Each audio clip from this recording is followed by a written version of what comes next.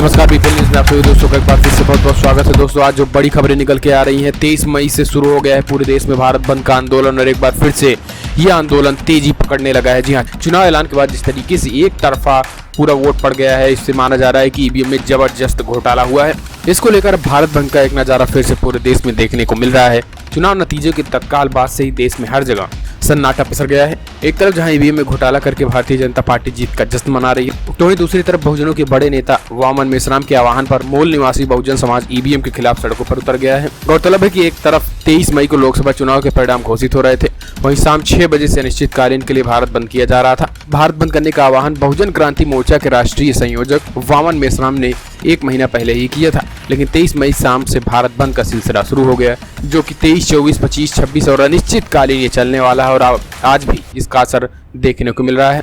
उत्तर प्रदेश, बिहार, छत्तीसगढ़, झारखंड, ओडिशा, पश्चिम बंगाल, हिमाचल प्रदेश, महाराष्ट्र, मध्य प्रदेश, राजस्थान, समस्त दक्षिण भारत सहित गुजरात, पंजाब, दिल्ली, जम्मू कश्मीर के बड़े पैमाने पर भारत बंद कर दिए गए हैं। समस्त राज्यों में कहीं हाईवे, सड़कें तो कहीं पूरा बाजार ठप हो चुका है। बंद से आवागमन और बाजार भी हल्का असर पड़ा है। यातायात और राहगीरों को कोई असुविधा न हो, इसका पूरा भरपूर ख्याल भी रखा गया है। बंद में शामिल लोगों द्वारा खासकर महिला, बच्चों, मरीज और स्कूली छात्रों को हर तरह से मदद किए जा रहे हैं। संगठन ने अपील किया है कि कानून और अनुशासन को ध्यान में रखते हुए तथा राष्ट्रीय संपत्ति को किसी प्रकार का नुकसान नहीं पहुंचाते हुए आंदोलन को सफल करना है। इस भारत बंद में भारत मुक्ति मोर्चा, राष्ट्रीय मूल निवासी संघ, राष्ट्रीय मूल निवासी महिला संघ, राष्ट्रीय पिछड़ा वर्ग मोर्चा, राष्ट्रीय किसान मोर्चा, राष्ट्रीय मुस्लिम मोर्चा, भारतीय विद्यार्थी युवा बेरोजगार मोर्चा, राष्ट्रीय अनुसूचित जनजाति मोर्चा, बहुजन मुक्ति मोर्चा सहित मूल निवासी सहित तमाम 500 से ज़्यादा राजनीतिक संगठनों ने, सामाजिक संगठनों ने जोरदार प्रदर्शन के साथ बढ़ चढ़ के हिस्सा लिया है। आपको बता दें कि अनिश्चितकालीन के लिए भारत बंद करने का आह्वान किया गया है। ईवीएम चुनाव आयोग और चुनाव आयोग के द्वारा बनाए गए रूल 56D, 56C और 49M के खिलाफ है। संगठन का दावा है कि ईवीएम में घोटाला होता है और यह घोटाला करने का काम पहले कांग्रेस ने किया और अब बीजेपी भी कर रही है। इनका आरोप है कि घोटाले पर चुनाव आयोग बीजेपी का साथ दे रहा है, इसलिए इनका मानना है कि ईवीएम के साथ साथ चुनाव आयोग भी बिक चुका है। वामन मेश्राम ने कहा है कि ईवीएम में घोटाले को लेकर वीवीपैट रोक सकती है। वीवीपैट को ईवीएम की चोरी पकड़ने के लिए लगाया गया है, मगर वीवीपैट को चोरी पकड़ने का काम नहीं दिया गया है। अगर वीवीपैट की चोरी पकड़ने का काम नहीं दिया गया तो चोरी पकड़ेगी कैसे? सुप्रीम कोर्ट ने आदेश दिया था कि विवाद होने की स्थिति में वीवीपैट से निकलने वाली पर्चियों की 100% गिनती होनी चाहिए, परंतु चुनाव आयोग घोटाले करने के लिए वीवीपैट की पर्ची की गिनती नहीं करा रहा है। उन्होंने कहा है कि चुनाव आयोग एक रूल 56D, 56C और 49M बनाया है। ये रूल संविधान और लोकतंत्र के विरोध में है। उनका कहना है कि चुनाव आयोग को मुक्त, निष्पक्ष और पारदर्शी चुनाव की जिम्मेदारी है, लेकिन चुनाव आयोग मुक्त, निष्पक्ष और पारदर्शी चुनाव कराने के लिए बजाय चुनाव जल्दी कराने की मांग कर रहे हैं, जबकि जनता से लेकर पार्टियों और संगठनों की मांग है कि चुनाव आयोग मुक्त, निष्पक्ष और पारदर्शी चुनाव कराने का काम करे, लेकिन आयोग मान नहीं रहा है। ये अपने आप में प्रमाणित करता है कि आयोग ही ईमानदारी नहीं है, तो ईमानदारी से चुनाव कैसे हरा सकते हैं। उन्होंने आरोप लगाया है कि ईवीएम में घोटाला करके ही बीजेपी केंद्र की सत्ता पर काबिज हुई है। ये घोटालेबाजों की सरकार है, इसलिए हम ईवीएम चुनाव आयोग और उनके द्वारा बनाए गए रूल को खत्म करने के लिए पूरे देश में अनिश्चितकालीन हड़ताल और भारत बंद का आह्वान करेंगे। भारत बंदी का आह्वान भी हो गया है, कई जगहों पर विरोध प्रदर्शन भी हो रहे हैं, लेकिन बावजूद उसके कोई राजनीतिक संगठन फिलहाल अभी सामने नहीं आया है। हालांकि मायावती ने सवाल उठाया था कि ईवीएम को लेकर ही, ईवीएम से पूरी तरीके से गड़बड़ी कर ही भारतीय जनता पार्टी एक बार फिर से सत्ता में आई है। खासकर यूपी की बात करें तो यूपी में जबरदस्त ईवीएम की धांधली हुई है।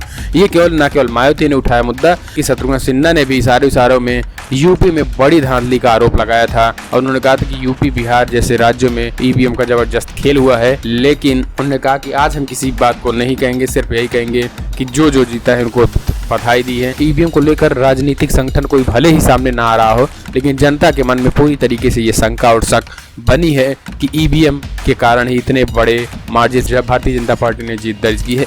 कहीं ना कहीं अपने आप में ये देखने की बात होती है कि फिलहाल ईवीएम को लेकर अब विपक्ष क्या करता है। अगली जो बड़ी खबर निकल के आई दोस्तों, कर्नाटका से है। प्रकाश राज ने दिया है बड़ा बयान। उन्होंने कहा है कि सेकुलर भारत के लिए लड़ता रहूंगा। जी हाँ, हम आपको बता दें कि लोकसभा चुनाव 2019 में बेंगलुरु सेंट्रल सीट से चुनाव लड़ रहे अभिनेता प्रकाश राज ने अपनी हार स्वीकार कर ली है। निर्दलीय चुनाव लड़ने वाले प्रकाश राज ने कहा है कि वो सेकुलर इंडिया के लिए अपनी लड़ाई जारी रखेंगे। राष्ट्रीय पुरस्कार विजेता अभिनेता ने कांग्रेस के रिजवान अरशद और बीजेपी MP सिंह मोहन के खिलाफ चुनाव लड़ा था। बीजेपी के मोहन लगभग 5,40,000 वोटों के साथ आगे चले थे। ट्विटर पर प्रकाश राज ने लिखा है कि ये मेरे मुंह पर करारा तमाचा है, मुझे गालियां, ट्रोल और अपमान झेलना है। मैं अपनी बात पर खड़ा रहूंगा। सेकुलर इंडिया की लड़ाई के लिए मेरा संकल्प जारी है। अभिनेता ने कहा है कि वो अपना सफर जारी रखेंगे और उन्होंने उनको वोट देने वाले लोगों को शुक्रिया करते हैं। उन्होंने कहा है कि आगे की यात्रा कठिन है और ये अभी बस शुरुआत है। इस यात्रा में मेरा साथ देने वालों को हर व्यक्ति का धन्यवाद है। आपको बता दें कि इससे पहले 54 वर्षीय अभिनेता उस समय काउंटिंग सेंटर में बीच में ही चले गए थे, जबकि उन्हें पता चला था कि बीजेपी और कांग्रेस के उम्मीदवारों से पीछे चल रहे हैं। अगर जो बड़ी खबर निकल के आ रही दोस्तों, संयुक्त राष्ट्र की रिपोर्ट में हुआ है चौंकाने वाला खुलासा। जी हाँ, प्रधानमंत्री मोदी के उन 5 सालों के कार्यकाल के दौरान आर्थिक रूप से पूरी तरीके से कमजोर हो चुका है भारत में बेहतर विकास दर की ढोल पीटने वाले देश में विकास का पलीता लग रहा है। इससे कोई दो राय नहीं है। 5 साल में मोदी सरकार ने देश की अर्थव्यवस्था को चौपट करने का कोई कसर नहीं किया है।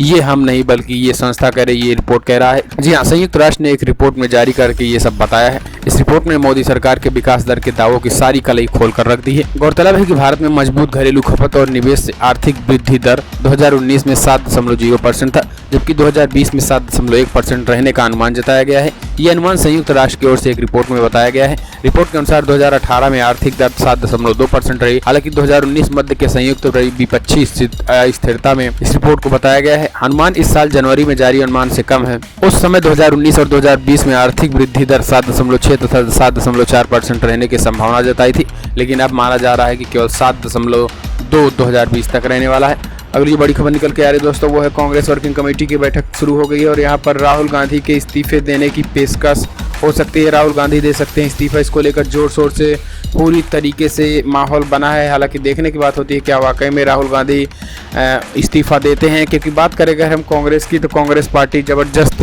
2019 के इस लोकसभा चुनाव में बहुत अच्छा प्रदर्शन नहीं कर पाई थी। इसके बाद माना जा रहा है कि कांग्रेस पार्टी के बड़े नेता राहुल गांधी इस्तीफा दे सकते हैं और किसी नए आदमी को संगठन चलाने के लिए दे सकते हैं।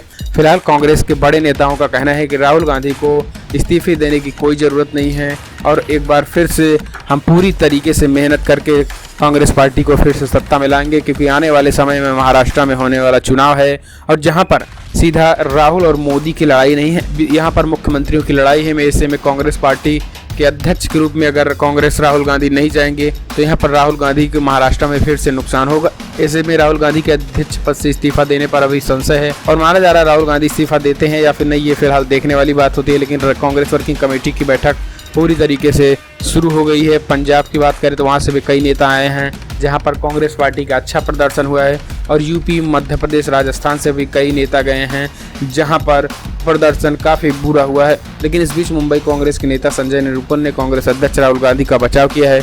निरुपम ने ट्वीट करके कहा है कि कांग्रेस अध्यक्ष राहुल गांधी के नेतृत्व में हमें बहादुरी के साथ चुनाव लड़ा है और काफ़ी मेहनत की है और ये जनता का मैंडेट है। जनता ने हमें अस्वीकार किया है, लेकिन राहुल गांधी को फिलहाल इस्तीफा देने की कोई ज़रूरत नहीं है। हम आपको बता दें कि आने वाले 2-3 से 4 महीने में महाराष्ट्र में विधानसभा चुनाव है। इसको लेकर अभी से वहां पर भी तैयारियां शुरू हो गई हैं। अगली जो बड़ी खबर निकल के आ रही है दोस्तों, डिम्पल यादव ने विनम्रता से कन्नौज की जनता को धन्यवाद दिया है। जी हाँ, दरअसल डिम्पल यादव हारने के बाद उन्होंने ट्वीट किया। ट्वीट में लिखा कि मैं विनम्रता के साथ जनादेश को स्वीकार करती हूँ, अपनी सेवा देने का अवसर देने के लिए कन्नौज का धन्यवाद देती हूँ। तो हार के बाद डिम्पल यादव ने एक विनम्रता से ट्वीट करके कन्नौज की जनता का धन्यवाद दिया है। हम आपको बता दें कि वहाँ से भारतीय जनता पार्टी के सुब्रत पाठक ने इस बार जीत दर्ज की है, जिससे डिम्पल यादव को यहाँ पे हार का सामना करना पड़ा है बीजेपी के सुब्रत पाठक से। अगली और जो बेहद दर्दनाक खबर निकल के आ रही है दोस्तों, वो है गाजीपुर से निकल के आ रही है। जी हाँ, दरअसल लोकसभा चुनाव के बाद अब पूरी तरीके से यूपी में फिर से क्राइम शुरू हो गए हैं और राजनीतिक हत्याएं भी शुरू होने लगी हैं। तो लोकसभा की बात करें, गाजीपुर में सपा जिला पंचायत सदस्य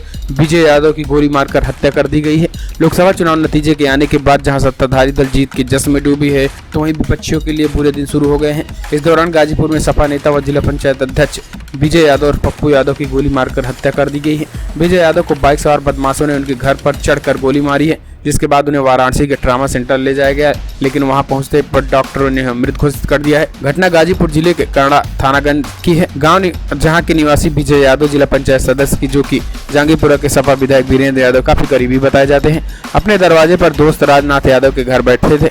राजनाथ यादव के मुताबिक उसी समय मुंह पर गमछा बांधे बाइक सवार पहुंचे और विजय यादव को ताबड़तोड़ गोली मार दी। गोली विजय यादव के सीने और एक पैर में लगी। राजनाथ के मुताबिक उन पर भी फायरिंग की गई थी। भागते समय वो गिर गए और गोली दीवार पर जा लगी।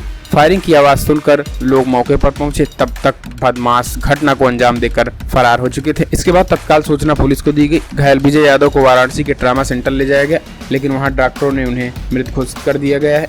तो यानी हम कह सकते हैं कि एक बार फिर से राजनीतिक हत्याओं का दौर शुरू हो गया है और अब सपा बसपा के कार्यकर्ताओं को टारगेट बनाना शुरू हो गया है। ऐसे में माना जा रहा है कि आने वाले समय में राजनीतिक हत्याएं का दौर और बढ़ने वाला है। तो कहीं न कहीं अब भारतीय जनता पार्टी की जो ये चाल है, देखने की बात होती है क्या होता है। हालांकि इसमें किसी भारतीय जनता पार्टी के नेता का हाथ नहीं है, लेकिन माना जा रहा है कि ऐसा हो सकता है। फिलहाल इस वीडियो में इतना ही। वीडियो पसंद आया तो लाइक करें, शेयर करें, कमेंट के माध्यम से अपनी राय देना ना भूलें। साथ ही भारत बंद को लेकर आप क्या सोचते हैं? क्या वाकई में इस तरीके से आज भी भारत बंद है? कुछ संगठनों द्वारा उससे क्या लगता है कि राजनीतिक संगठनों को भी उनका समर्थन करना चाहिए या फिर नहीं?